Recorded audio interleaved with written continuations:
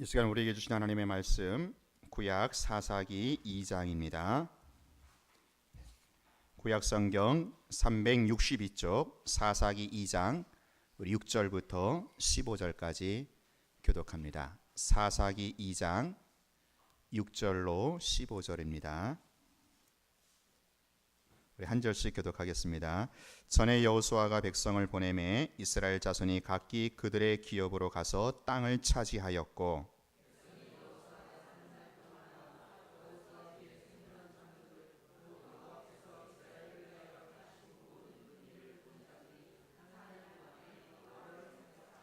여호와의 종 눈의 아들 여호수아가 110세에 죽음에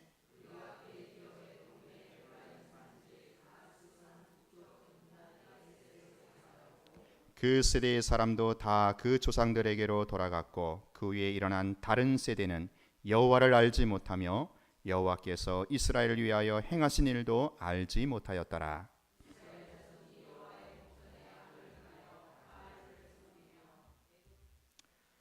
애굽 땅에서 그들을 인도하여 내신 그들의 조상들의 하나님 여호와를 버리고 다른 신들 곧 그들의 주위에 있는 백성의 신들을 따라 그들에게 절하여 여호와를 진노하시게 하였으되 여호와께서 이스라엘에게 진노하사 노략하는 자의 손에 넘겨주사 그들이 노략을 당하게 하시며 또 주위에 있는 모든 대적의 손에 팔아 넘기심에 그들이 다시는 대적을 당하지 못하였으며 그들이 어디로 가든지 여호와의 손이 그들에게 재앙을 내리시니 그건 여호와께서 말씀하신 것과 같고 여호와께서 그들에게 맹세하신 것과 같아서 그들의 괴로움이 심하였더라. 아멘. 네, 오늘도 복되고 영광스러운 자리에 나오신 여러분들을 사랑하고 축복합니다. 할렐루야. 네, 우리 옆에 계신 분을 인사하겠습니다. 사랑합니다. 축복합니다. 축복합니다. 네, 감사합니다. 하나님께서 우리에게 주신 그 십계명 중에서 그 우상을 숭배하지 말라라는 그 제2계명이죠. 그것을 설명하는 중에 이런 말씀을 덧붙여 하십니다. 신명기 5장 10절에 보면 나를 사랑하고 내 계명을 지키는 자에게는 몇 대까지요? 네, 1000대까지 은혜를 베푸느니라. 또 반면에 하나님을 떠나서 우상 숭배하는 자녀들은 아버지의 죄를 갚되 3, 4대까지 이르게 하겠다. 그렇게 말씀을 하기도 합니다. 지금 우리는 조상들로부터 흘러내려오다가 어느 한 시점에서 하나님을 만나 신앙생활을 하고 있습니다. 중요한 것은 내가 하나님을 잘 믿고 잘 섬기는 것도 중요하겠지만 우리의 다음 세대, 우리의 자녀들도 우리를 이어서 계속해서 하나님을 잘 섬김으로 1000대까지 복을 받는 그런 가정, 그런 영적 명문 가문이 되어야 한다는 것입니다. 여러분, 하나님의 축복은요 겨우 축복이 아닙니다. 찔끔 축복이 아니라 넘치는 축복, 흘러넘치는 축복, 곱배기 축복인 줄로 믿습니다. 나 자신이 하나님을 바로 믿고 섬기기만 하면 그 부모님의 은혜와 기도와 헌신의 공로는 오늘 여러분의 자녀들에게로, 후손들에게로 30배, 60배, 100배의 축복으로 이어진다는 것입니다. 그러므로 우리의 자녀들, 우리의 후손들이 얼마나 영생을 누리며 행복하게 살 수 있느냐 하는 것의 1차적 원인은 바로 현재 여러분에게, 현재 나에게 달려 있다라는 것입니다. 여러분이 신앙이라는 것은 나만 잘 믿고 나로 끝나는 것이 아니라 반드시 다음 세대로, 우리의 후손들에게로 이어진다라는 것이 이게 성경의 흐름이고 영적인 법칙입니다. 이스라엘 백성들이 출애굽 이후에 광야 여정을 거치면서 마침내 가나안 땅을 정복하게 되었지요. 그래서 오늘 본문 6절에 보면 전에 여호수아가 백성을 보내매 이스라엘 자손이 각기 그들의 기업대로 가서 땅을 차지하였고, 그러니까 여호수아 생전에는 이 백성들이 하나님을 잘 믿고 섬기면서 그야말로 이스라엘의 전성기를 구가했는데, 뭐 여호수아도 사람이니까요. 여호수아가 죽자 하나님을 알지 못하던 다른 세대들로 이어졌을 때, 이때는 이스라엘의 영적 암흑기라고 할 수 있는 사사시대가 도래했다라는 것입니다. 후손들에게 신앙의 전수를 하지 못했기 때문에 찾아온 비극이 아닐 수 없습니다. 오늘 본문은 우리 후대들에게 또 우리 자녀들에게 믿음과 신앙을 전수해 주는 것이 얼마나 중요한가, 얼마나 이것이 중요한 막중한 일인가라는 것을 깨우쳐 주고 있습니다. 자, 여러분, 먼저 10절의 말씀에서 제기되는 문제가 무엇이겠어요? 10절 말씀 보면 같이 한번 읽어볼까요? 시작. 그 세대의 사람도 다 그 조상들에게로 돌아갔고 그 위에 일어난 다른 세대는 여호와를 알지 못하며 여호와께서 이스라엘 위하여 행하신 일도 알지 못하였더라. 자, 후손의 어느 지점에서 하나님에 대한 그 신앙을, 그 여호와에 대한 신앙을, 이 신앙이 그만 끊어져 버린 것입니다. 이 신앙이 끊어졌다는 것은 두 가지 측면을 의미하기도 하지요. 첫 번째는 여호와를 알지 못하며, 여호와를 알지 못하는 것을 말합니다.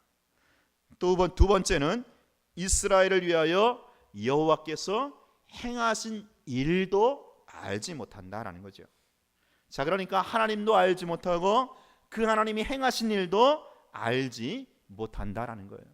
이것이 바로 신앙이 끊어진 모습이다라고 할 수 있습니다. 자, 여기서 우리는 이 알다라는 히브리어 단어 야다라는 동사를 여러분이 좀 이해를 하셔야 합니다. 왜냐하면 여기 나오는 이 알다라는 이 말은 지식적인 암만을 의미하는 것이 아니기 때문입니다. 이 야다라는 동사는 우리말로 번역하자면 알다, 이해하다라고 번역할 수 있는데요. 그래서 이것을 단순히 지식적인 알무로만 생각하기 때문에 제가 좀 설명이 필요합니다. 이 단어가 가지고 있는 이 알다라는 말은 전인격적으로 체험을 통하여 아는 지식을 말합니다. 예를 들면 여러분이 저를 아는 것은 한계가 있어요. 왜냐하면 저에 대해서 모든 것을 다 경험해 보지는 못했기 때문입니다. 오히려 여러분은 양재준이라고 하는 그 목사에 대해서 매우 피상적인 인간, 즉 대중 앞에 선 양재준, 그것을 여러분은 아는 거지요. 제가 혼자 있을 때 어떤 사람인지, 또 가정에서는 어떤 남편이고 어떤 아빠인지 여러분 그렇게 속속들이 잘 모를 것입니다. 그래서 이제 그런 말도 하잖아요. 한번 살아보라고, 그렇죠? 목사님 참 좋은 사람인데 한번 살아보라고. 즉 공동체 앞에서의 제 모습, 또 가정에서의 제 모습, 또 혼자 있을 때의 제 모습은 각기 다른 거예요. 여러분이 저를 아는 것은 극히 일부이고 어쩌면 저를 왜곡되게 알고 있는지도 모르겠어요. 왜냐하면 여러분이 저를 경험한 것은 대부분이 뭐예요?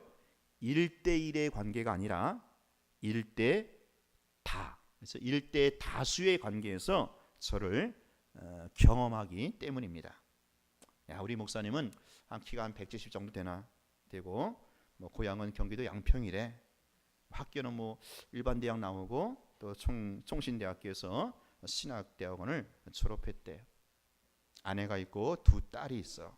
성격은 참 온순하고 착한 것 같아. 맞죠? 그게 여러분이 알고 있는 바지요. 그런 내용들은 단순한 객관적인 알매에 그치는 겁니다. 물론 이 야다라는 동사는 이런 객관적인 알매도 알미라는 내용도 포함하고 있지요. 그러나 이 알다, 이 야다라는 단어는 더 깊이 어떤 경험하여 체험하여 깊숙한 그 속 내막까지 안다, 그것을 의미하는 겁니다. 창세기 4장 1절 말씀 보면 그런 말씀 있죠. 아담이 그 안에 하와와 동침하매 하와가 임신하여 가인을 낳고 이르되 내가 여호와로 말미암아 득남하였다. 여기서 동침하다라는 단어가 바로 이 야다라는 동사를 쓰고 있습니다. 야다.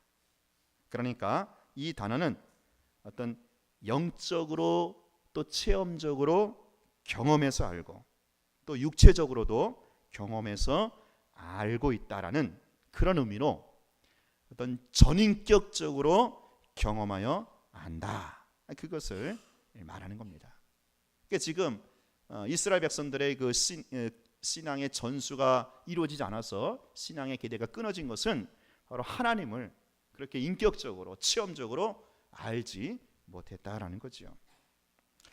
자, 그래서 오늘 10절 말씀에서 이스라엘 백성들이 하나님을 모른다는 것과 하나님이 행하신 일을 모른다라는 것은 이 두 가지 의미가 다 포함되어 있는 것입니다. 첫째는 그들이 조상들로부터 그 전해 들은 말은 있을지 몰라도 그 하나님에 대해서 체험적으로 알지 못했다라는 것을 의미하기도 합니다. 또한 경험적으로도 알지 못하고 또 지식적으로도 아예 전혀 알지 못한다. 그것을 의미하기도 하는 것입니다. 아무튼 이렇게 되면 신앙이 완전히 단절이 되어서 아주 비참한 상태로 전락하고야 마는 것입니다. 자, 그렇다면 여러분, 하나님과의 신앙이 이렇게 단절이 된다면 어떻게 되겠습니까? 어떤 결과가 초래되겠습니까? 이어지는 11절부터 15절 말씀은 하나님과의 신앙이 단절될 때 그 나타나는 자연스럽게 나타날 수밖에 없는 그런 결과를 말해주고 있습니다. 오늘 우리의 자녀들이 하나님과의 신앙이 단절될 때, 끊어질 때 오늘 본문에 나와 있는 이와 같은 무서운 결과를 초래하게 될 것입니다. 자, 이런 결과를 좀 순차적으로 볼 필요가 있어요. 첫째, 구원의 하나님을 버리게 된다라는 거예요. 이 신앙의 전수가 이루어지지 않아서 신앙의 기대가 끊어질 때 구원의 하나님을 버리게 된다라는 거죠. 사사기 2장 12절에 보면 본문 12절에 보면 애굽 땅에서 그들을 인도하여 내신 그들의 조상들의 하나님 여호와를 어떻게 했어요? 버리고 애굽에서 이스라엘을 무한한 능력으로 구원하셨던 그 야훼 하나님, 여호와 하나님을 그냥 헌신짝처럼 버리게 된다는 것입니다. 여러분, 우리의 자녀들이요 신앙을 떠나게 되는 그 과정을 한번 잘 살펴보세요. 첫 번째가 하나님을 버리게 된다라는 거예요. 여러분이 하나님을 버리면 다른 모든 것을 얻었을지라도 그 사람은 영혼을 잃게 되는 것이죠. 자, 근데 하나님을 버리면 그것으로 끝나는 것이 아니다라는 거예요. 하나님을 버리고 나서는 버렸으니까 반드시 하나님 대신에 찾게 되는 그 무엇이 있다라는 거지요.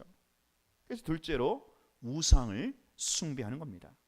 그래서 이어지는 말씀 보니까 하나님을 버림에 다른 신들, 곧 그들의 주위에 있는 백성의 신들을 따라 그들에게 절하여 하나님을 떠나서 이제 하나님을 대신할 다른 존재를 찾게 되는 것입니다. 자신이 의지할, 자신이 기댈 다른 수단을 찾는 것입니다.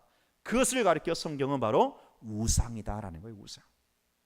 하나님의 자리를 대신하여 차지하는 것이 바로 우상이라는 것입니다. 이스라엘은 하나님을 버리고 애굽에서 그들을 구원하신 하나님을 버리고 그 자리에 바알과 아스다롯을 하나님 대신해서 그 자리에 섬겼다는 것입니다. 자, 그럼 여기서 왜 이스라엘 백성들이, 아니 어떤 그리스도인들은 그 조상들이, 그 부모님이 섬기고 모셔오던 하나님을 왜 저버리게 되었을까요? 한마디로 말하자면 신앙의 전복, 신앙의 뒤집혀짐, 신앙의 우상화 때문이라고 말할 수 있겠습니다. 무슨 말인가 하면 우리가 하나님을 섬기는 이유가 무엇입니까? 이거 잘 아셔야 돼요. 그분이 나를 죄악에서, 죄와 사망에서 구원해 주시고 하나님의 자녀로, 아름다운 하나님의 자녀로 삼아 주셨기에 그 감사와 은혜로 하나님을 섬기고 하나님을 예배하는 것입니다. 할렐루야. 맞죠? 자, 근데 왜 이런 하나님을 떠나는 일이 발생하게 됩니까? 신앙이 구원과 은혜가 초점이 아니라 그 신앙이 욕망의 성취, 즉 하나님을 통해서 뭔가 얻으려고 하고, 그래서 하나님이 섬김의 대상이 아니라 욕망을 충족시켜 줘야 하는 그런 대상, 그런 욕망을 충족시켜 주는 그런 수단으로 전락해버리기 때문에 바로 우상화가 시작되는 것입니다. 참된 신앙이 기복신앙으로 전락해버리는 것이죠.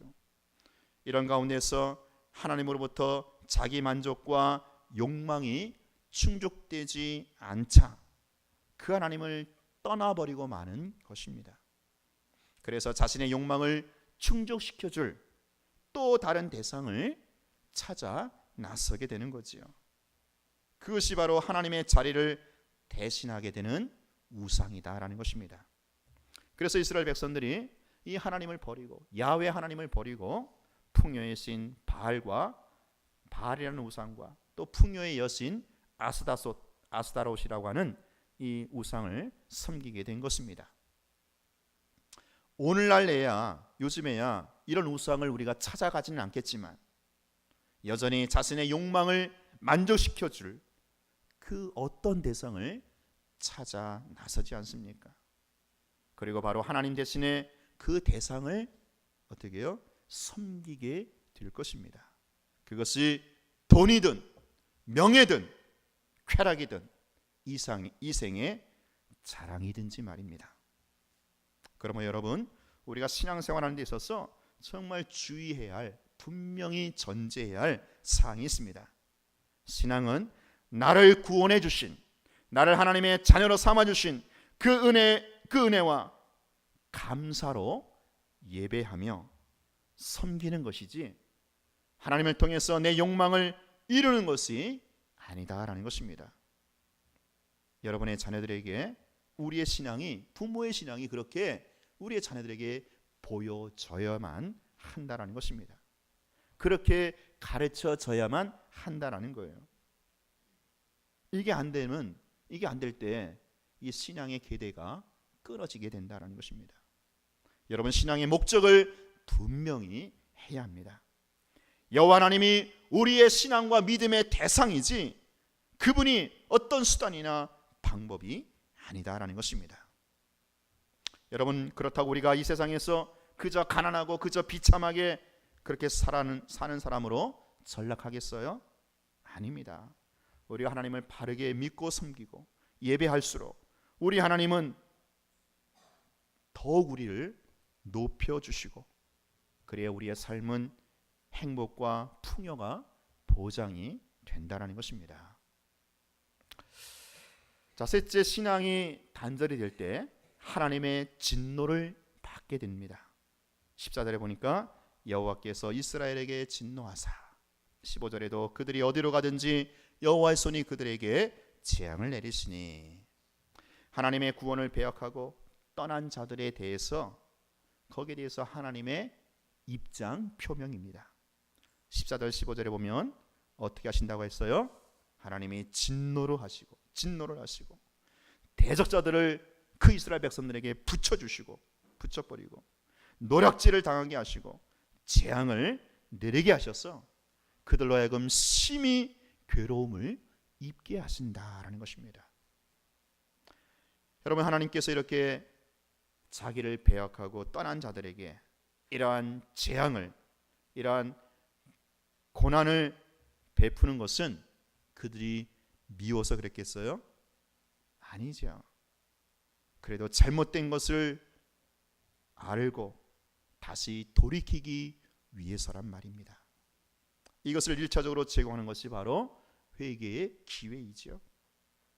자, 근데 이러한 회개의 기회를 여러 차례 제공했음에도 불구하고 계속해서 강팍하게 완강하게 거부하면 마침내 어떻게 됩니까?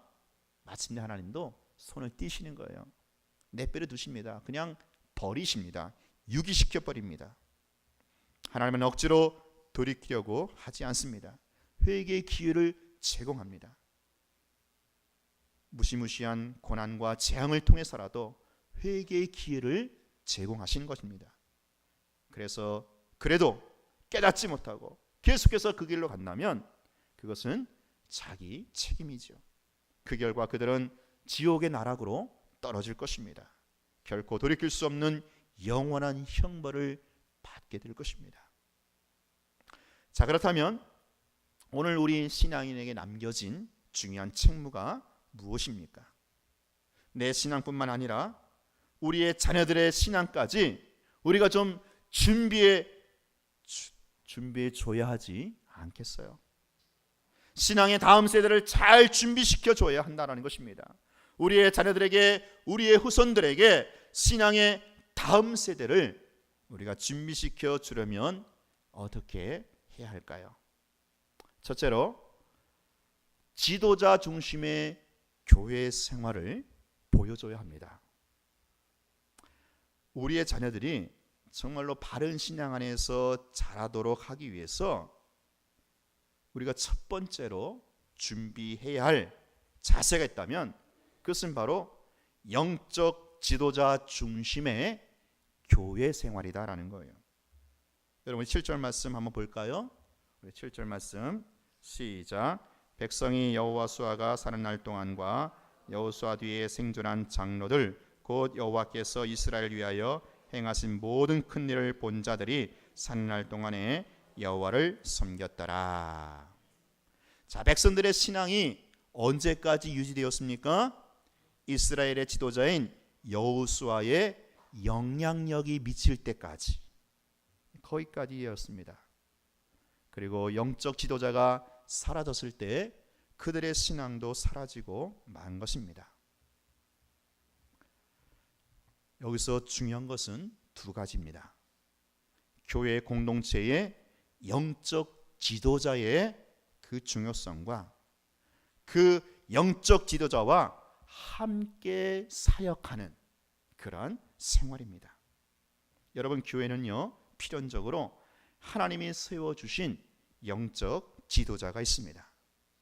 이 영적 지도자와의 관계가 잘못되면 교회 생활을 바르게 할 수가 없어요. 여러분, 미안한 얘기지만 그 솔직한 얘기입니다. 어떤 교회 지도자와 교회 목사님과 그 관계가 바르지 못한 사람치고 신앙생활 제대로 하시는 분을 제가 한 번도 못 봤어요. 교회의 그 영적 지도자와 관계가 틀어졌을 때 그것이 우리 그 신앙생활로, 그 부정적인 신앙생활로 영향을 미치지 않습니까? 그것은요 교회 생활뿐만 아니죠. 학생들이 학교 생활 할 때도 마찬가지입니다. 학생들이 학교 선생님과 좋은 관계를 맺고 있으면 그 선생님으로부터 충분한 지식을 얻고 좋은 영향력을 받아서 학교 생활을 훨씬 유익하게 보람되게 생활할 수가 있는 것입니다. 그래서 옛말에 그런 말도 있지 않습니까? 군사부 일체. 임금과 스승과 부모님은 일체다. 다 똑같이 공경하고 다 똑같이 존경해야 된다라는 거예요. 여러분 자녀들이 그렇게 가르치세요. 여러분 자녀들이 학교에서도, 그렇죠? 그 학교에 가서 선생님이 있잖아요. 그 선생님이 비록 신앙생활을 하든 안 하든지 간에 모든 선생님을 존경하고 그 선생님을 잘 따라야 한다라는 거예요. 그러지 않고서는 학생이 학교 생활을 잘할 수 없기 때문입니다. 자, 그렇다면 교회 생활은 더더욱 그렇지 않겠어요? 여러분의 자녀들에게 영적인 리더십관을 좀 가르치고 세워줘야 합니다. 영적인 리더, 교회에서 영적인 리더, 교사지요. 그 교사와 영적 지도자들을 정말로 존경하고 또 사랑하고 또 섬기는 그런 일들을 여러분 자녀들에게 가르쳐주고 보여줘야 합니다.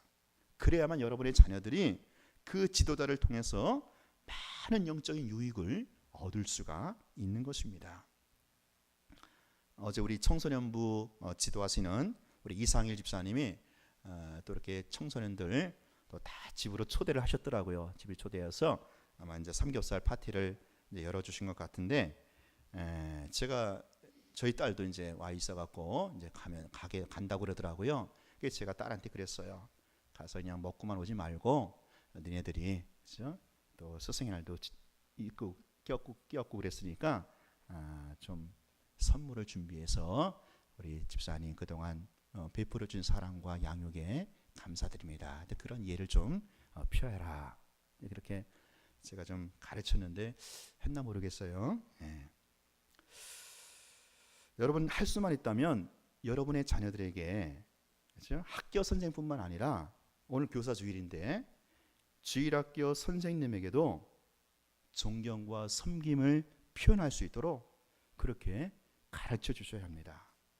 영적인 지도자를 사랑하고 존경할수록 사실은 그 학생의 신앙도 같이 살아나게 되는 것입니다. 반대로 그 영적 지도자를 멀리할수록 신앙도 떨어지게 되는 것입니다. 우리의 자녀들의 그 영적 형편을 봐서라도 제가 오늘 교사 주일에서 이제 그런 얘기를 하는 겁니다. 그렇죠? 여러분의 그 학교 선생뿐만 아니라 주일학교 선생님도 선생이잖아요. 아니 어쩌면 주일학교 선생님은요 단순한 스승이 아니죠. 고린도전서 4장 15절에 말씀대로 영적 부모가 아니겠어요. 복음으로 나와서 그들 위해서 기도하고 말씀으로 가르치는 영적 부모잖아요. 그 영적 부모인 교사들에게 우리 자녀들이 이렇게 좀 존경과 예의를 표현할 수 있는 그런 것을 좀 가르치고 또 그렇게 좀 아름다운 풍토가 이루어지는 우리 영광교회 좋은 교회가 될 수 있기를 축원합니다. 예, 이따 볼게요. 이게 뭐 사랑이잖아요, 그죠? 작은 정성인 것 같아요. 근데 그런 정성과 사랑에 또 교사들은 다시 또 위를 얻는 거거든요. 기운이 나는 거거든요. 그래서 오늘 우리 교회에서 또 교회에서도 이렇게 또 교사들을 위한 위로회를 준비했어요. 그게 뭐 아무것도 아닌 것 같지만 하나의 교사들의 사기를 다시 진작시켜주고 또 그들을 위로하고 격려하면서 더 큰 그죠? 이 양육에 이 가르치는 일에 매진할 수 있는 어떤 그러한 무브먼트, 그런 동기부여가 된다라는 것이죠. 이는 뭐냐면은 우리의 자녀들이 영적 지도자와 어떤 교사라 영적 지도자와 어떻게든 그죠? 친밀한 관계를 맺을 수 있게 해야 그 지도자 중심의 교회 생활을 통해서 신앙의 아름다운 계승이 이루어지게 된다라는 것입니다. 뿐만 아니라 영적 지도자와 함께 사역하는 생활도 아주 중요해요. 우리의 자녀들이 교회만 왔다 갔다 하는 식으로 그렇게 하는 것으로 만족해서는 안 되는 겁니다. 우리의 자녀들이 교회에서 함께 이렇게 사역하고 봉사하는 생활을 할 수 있도록 여러분들이 그걸 보여주고 또 가르쳐줘야 합니다. 여러분 우리의 신앙이 언제 자라고 우리의 신앙이 언제 견고하게 서고 우리의 신앙이 언제 하나님의 큰 축복을 받게 됩니까? 그것은요 두말할 것도 없이 이 교회의 사역에 헌신할 때입니다. 헌신할 때. 많은 사람들이 교회 사역에 헌신하게 되면 뭐 시간도 뺏기고 물질도 손해보고 자기 손해라고 속으로들 생각하는데 여러분 그렇지 않습니다. 그거는 결코 바른 생각이 아니죠. 여러분 정말 교회 사역에 헌신하고 교회에 봉사하면 그걸 통해서 내 신앙이 그죠? 든든히 서게 되고 또 거기 합당한 하나님의 상이 또 부여가 되고 또 얼마나 내 믿음이 견고하게 뿌리를 내리는지 몰라요. 제가 참 목회하면서 또 느낀 게 있어요. 분명한 진리입니다. 교회 일에 교회 사역에 헌신하고 충성하는 가정의 자녀들은 하나님이 반드시 책임을 지시더라고요. 여러분 저는 이것을 보장합니다. 제가 보장해요. 제가 모태신앙으로 지금까지 봐왔던 거예요. 그러므로 우리의 자녀들의 신앙이 제대로 살아있는 신앙생활이 되게 하려면 교회 영적 지도자 중심으로 교회 생활을 하게 하되 바로 교회의 그 사역, 교회의 그 봉사활동 거기에 함께 동참하게 하는 그런 신앙생활을 할 수 있도록 여러분들이 가르치고 보여줘야 합니다. 그렇게 해야만 이 올바른 신앙이 또 다음 세대를 향한 그 바른 신앙의 계승이 계속해서 이어지게 된다라는 것입니다. 두 번째로 체험 중심의 신앙생활을 우리가 보여주고 또 준비시켜야 합니다.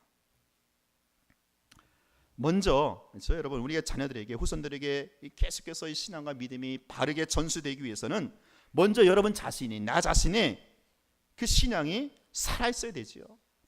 먼저 내가 하나님을 경험해 봐야 하나님을 충분히 경험해 봐야 되는 것입니다. 왜냐하면 내가 알지 못하는 잘 알지도 못한 하나님을 어떻게 자녀들에게 가르쳐 줄 수 있겠어요? 우리가 자녀들에게 뭐를 가르칠 때 우리의 가르침은 두 가지 방식으로 나타납니다. 우리 교사들도 주일학교에서 학생들을 가르칠 때 이 동일한 현상이 나타나지요. 첫째는 그저 지식적인 가르침입니다. 두 번째는 경험이 뒷받침된 그런 가르침입니다. 자, 여러분 어떤 가르침이 더 열정적이고 더 확신에 차 있고 더 호소력이 있고 더 잘 전달되겠습니까? 동일한 내용을 가르친다 할지라도 내가 경험한 것을 가르칠 때, 내가 체험한 것을 가르칠 때 그 가르침의 능력이 나타나는 것입니다. 예를 들어서 주일에는 반드시 교회 가서 예배를 드려야 된다. 이 주일 성수에 대한 가르침을 전할 때 여러분 그렇죠? 내가 옛날에 주일을 지키지 않고 친구들과 놀러 갔다가 그만 비싼 카메라를 잃어버린 경험이 있다거나 행여라도 주일 땡겨 먹고 놀러 갔을 때 교통사고를 당한 경험이 있거나 그런 경험이 있을 때 그 사람은 주일을 잘 지켜야 된다. 주일을 반드시 성수해야 된다라고 더 열정적으로 확신을 가지고 가르칠 수 있게 된다라는 거죠. 고구마 전도왕으로 유명한 김기동 집사가 그 주일 예배를 드리려고 하는 그 아내를 납치해 가지고 놀러 갔대요. 그랬다가 교통사고를 당했던 그런 일화가 있더라고요. 대구 시내 큰 교회에서 실제 있었던 일인데 그 주일 일부 예배도 아니고 그냥 주일 새벽 기도에 그걸로 때우고 바닷가에 낚시하러 갔다가 그만 그 배 충돌 사고로 비극적인 일생을 마친 그런 불행한 일도 있다고 합니다. 그러니까 내가 실제적으로 경험한 바를 우리 자녀들에게 가르칠 수 있어야 한다라는 거죠. 11조 교육도 마찬가지입니다. 우리가 자녀들에게 11조를 이제 사실 가르쳐야 되는데 부모로서 내가 이 11조를 통해서 하나님과 나와의 관계가 얼마나 견고하게 뿌리를 내릴 수 있는지, 정말 하나님이 책임져 주시는 인생을 내가 실제로 경험해 봐야 우리 자녀들에게 가르쳐 줄 수 있지 않겠어요? 기도 응답도 마찬가지죠. 내가 기도 응답 받은 경험이 있어야 우리가 자녀들에게 확신을 가지고 기도에 대해서 가르칠 수 있다라는 거예요. 그래서 배우는 자녀들, 우리 어른들도 어떤 문제가 닥쳤을 때 나도 우리 부모님처럼 우리 선생님처럼 기도해야겠구나. 그래 나도 이 문제 갖고 한번 무릎을 꿇어야겠다. 그러면서 기도에 동참하게 되고 하나님을 경험할 수 있게 된다라는 거예요. 우리가 자녀들에게 아무리 기도에 대해서 가르쳤다 할지라도 그것이 내 체험과 내 경험으로 취득되지 않는다면 아무리 돌발 상황이 발생하더라도 먼저 무릎이 꿇어지지 않습니다. 그래서 일이 터지면 그냥 친정으로 달려가고 은행으로 달려가고 이리저리 달려가는 거지요. 이것이 정말 기도의 문제라는 것을 알지 못하는 거예요. 왜 그래요? 단순히 지식적으로만 알고 있기 때문에. 그게 문제점이다라는 거죠. 제가 예전에 그 자동차 운전을 배울 때 그 이론 교육으로 이 말을 참 여러 차례 배웠어요. 뭐냐면은 빙판길에서는 절대로 브레이크를 밟지 말라. 그러면 자동차가 방향을 확 틀어서 한쪽으로 쏠려 사고가 난다라는 거예요. 예전에는 저는 일찍 땄거든요, 운전면허. 그때 그런 걸 많이 가르쳤어요.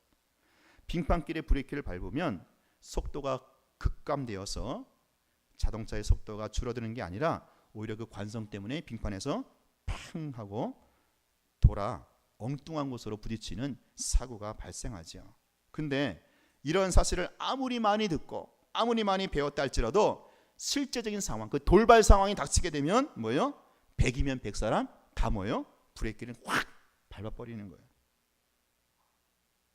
그러나 빙판길에서 브레이크를 밟았을 경우에 실제 어떤 결과가 일어나는지를 한번 맛본 사람은 절대로 빙판에서 다시는 브레이크를 밟지를 않습니다. 왜요? 끔찍한 결과를 경험했기 때문이죠. 제가 사실은 그 경험을 했기 때문에 절대로 저는 빙판길에서 브레이크를 밟지를 않습니다. 미리 이제 속도를 줄이는 거죠. 그러므로 우리의 신앙은 아는 게 아니라 체험을 해야만 각종 돌발 상황에서도 즉시 먼저 무릎을 꿇고 신앙적으로 대치를 할 수가 있게 된다라는 거예요. 그런 차원에서 신앙은 체험이 중요한 겁니다. 경험이 중요한 겁니다. 내 신앙이 체험 있고 내 신앙이 강하면 우리의 자녀들도 그 자녀들의 신앙도 믿음도 우리가 강하게 그렇게 키울 수가 있다라는 것입니다. 근데 내 신앙이 약하고 내 신앙이 지식분인 신앙이라면, 그래서 확신이 없다면 우리의 자녀들의 신앙도 한없이 나약해지고 희미한 신앙으로 전락한다라는 거죠. 그러므로 우리의 자녀들의 신앙을 든든히 하기 위해서 먼저 여러분 자신, 부모인 여러분 자신, 교사인 여러분 자신들이 어떤 하나님의 살아계심에 대한 체험이 있고 거기에 대한 확신 있는 신앙을 가지게 되시기를 축원합니다. 마지막 세 번째, 모범 중심의 양육 생활이 준비되어야 된다는 거죠. 우리의 자녀들이 살아있는 신앙이 계속해서 지속되기 위해서는, 그 신앙의 전수가 이루어지기 위해서는 내가 체험한 것만 또 가르칠 수가 있는 게 아니지요. 내가 체험하지 못한 것들이라 할지라도 성경 안에 있는 내용들을 사실 가르쳐야 되는 거 아니겠어요? 자녀에게 신앙을 가르치는 내용은 두 가지 방식이 있습니다. 첫째로 모범을 보이는 길입니다. 모범. 먼저 여러분이 범사의 신앙의 모범을 보이면서 가르치셔야 합니다. 자녀들이 부모의 신앙을 배우는 가장 일반적인 길은 부모 신앙을 그대로 따라하는 거예요. 여러분 동물의 왕국을 보면 그 새끼들은 자라면서 어미들의 모든 부분을 일거수일투족 다 따라하지 않습니까? 하다못해 치타는 그 보니까 뒷다리 떠는 것까지 다 따라하더라고요. 여러분 우리가 부모가 빠른 찬송을 부르면 애들도 어떻게 해요? 같이 박수를 치는 거예요. 주여 주여 외치고 기도하니까 애들도 어떻게 해요? 주여 주여 기도합니다. 우리 이상일 집사님이 주여 주여 기도하니까 건이가 그렇게 주여 주여 하는 거예요. 우리 부모님들이 식사 기도를 하니까 자녀들이 따라서 식사 기도를 하는 것입니다. 부모님들이 가정에서 성경을 읽으니까 자녀들도 따라서 성경을 읽는 것입니다. 어렸을 때 무슨 일이 있어도 부모님이 교회에 빠지지 않으니까 그 자녀들도 그렇게 하는 겁니다. 이렇게 배운 신앙이 있기 때문에 나중에 자연스럽게 그 신앙의 그 뿌리를 내릴 수가 있는 것이죠. 그러나 부모님들이 성경은 안 읽고 자녀에게 성경 읽으라 아무리 강요해도 아이들이 성경 어떻게 읽겠어요? 부모님들이 바쁜 일이 있을 때마다 주일을 그냥 띵겨먹고, 그런데 자녀들이 어떻게 철저하게 주일을 성수할 수가 있겠습니까? 물론 개 중에는 가끔씩 부모님이 아무리 신앙의 모범을 잘 보임에도 불구하고 그것을 따라하지 않는 자녀들도 좀 특이한 경우도 나타나기 마련이에요. 사무엘의 자녀들이 그랬죠. 히스기야 아들 므낫세가 그랬죠. 근데 그것은 아주 예외적인 경우다라는 거예요. 여러분 그 예외적인 경우를 여러분 일반화시키지 마십시오. 대부분 부모님들이 먼저 신앙의 모범을 보이면 대부분의 자녀들은 그 신앙을 따라 그대로 따라오기 마련입니다. 그래서 먼저 모범을 보이는 신앙이 중요하다라는 거예요. 둘째로 적극적으로 또 가르쳐야 돼요. 모범과 함께 적극적으로 가르쳐야 돼요. 이 신앙의 양육은요, 모범을 보이는 것으로만 되지 않습니다. 적극적으로 부지런히 가르쳐야 돼요. 그래서 성경에 보면 가르치라 가르치라 이 말이 의외로 많이 나옵니다. 예수님이 이 땅에 오셔서 그저 가르치는 사역에 힘을 쓰셨어요. 얼마나 많은 시간을 할애해서 백성들을 가르치는 데 헌신했는지 몰라요.